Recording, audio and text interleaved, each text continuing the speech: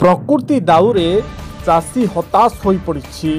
धान फसल अमल समय लघुचाप जनित लगाण वर्षा चाषीर वर्षकर आहार को छड़ाई नहीं।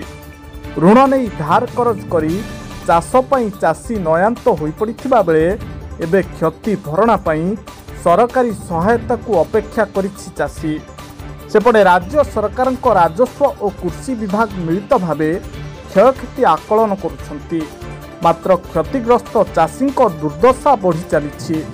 एपरिक अदिनिया वर्षार धान मुग बिरी और चना फसलर व्यापक क्षयक्षति जोगु क्षतिपूरण दाबी सोमवार दिन 10टा समय खोर्धा जिला बोलगड़ तहसिल कार्यालय सम्मुख और कृषि कार्यालय सम्मुख चाषी माने उजुड़ा फसल धरी विक्षोभ प्रदर्शन करथिले।